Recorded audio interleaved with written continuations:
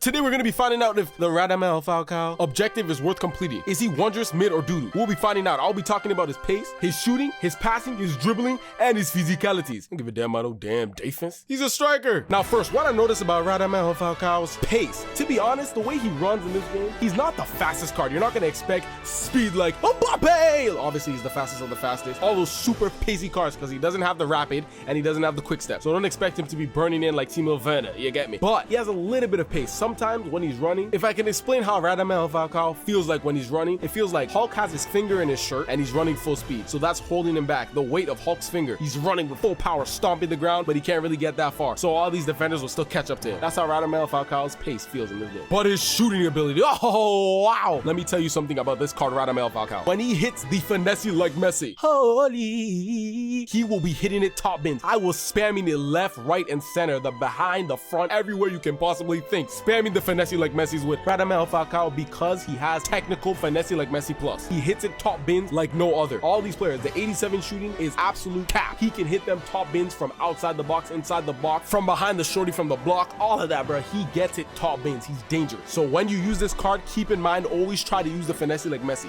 If you use a normal shot, he can do that as well, as long as you green time. But also, he also has Trivella's playstyle. Not the Trivella Plus though, but he can still hit it correctly because if you have the Trivella or Trivella Plus, once you're able to do that, you can shoot it very well, especially if you green time. So use the Trivellas with this guy as well. He's accurate than a mofo. Now chipping in this game is doo-doo with a name on it. It is not good at all. But if he gets in the situation to chip, he has the chip playstyle. So he will chip it cheeky like Messi. So trust me, if you have that opportunity, this guy, when it comes to clinicality finishing, he is for you. But now we got to talk about that dribble. Oh my word. It felt like he had concrete on his toes. He couldn't turn quickly because I came from using JJ Okocha. So using him and then using Radamel Falcao, this guy cannot move. He can't turn. He can't twist and turn. He can't twist and turn. So with that, he can get clamped up. If you're going against an aggressive defender, he will be able to take the pilota from him quite quickly because he can't turn and make those quick passes, which is very annoying. Even though he has the technical playstyle. It's not technical plus, but he has a technical playstyle. It don't matter, bro. He's still gonna get clamped up. He can't turn. So if you're expecting a dribbler out of Radamel Falcao, he will not be the guy for you. But now we get into the aspect of physicality. Now listen, this card with physicalities, I didn't have too many problems with it. He's always been good at heading in all the FIFAs. And in this game, if you get a situation to get a header with him, he will be pretty clinical, especially because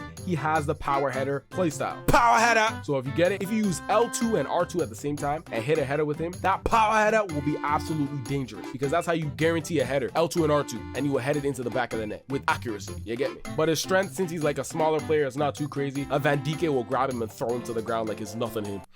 So just know that. But he can still hold off players a little bit because he has aggression. His jumping is 90, but he doesn't have no aerial playstyle, so he's not going to win in the air against the bigger, taller defenders. You get me? Passing ability, he's not going to shock you with it, but he can get the job done. Easy passes. But after explaining those, is he wondrous, mid, or doo-doo? In my opinion, playing with this Radamel Falcao card, I can honestly say he is doo-doo with a name on it. I expected him to be so much better, but when there's players that can just clamp you up and you can't dribble in this game, to me, you're doo-doo with a name on it. But finishing, which is kind of his main job, he's wondrous. But for me, as my play style, I need a player to be able to dribble around and shoot, because when you go against these top players and the gameplay is heavy, it's even worse with a Radamel Falcao. So I'm gonna call him doo-doo. Doo-doo with the name on it, better gameplay, mid. But also reviewed Saka over here. Click that video right now to find out if Saka is wondrous, mid, or doo-doo. Adios.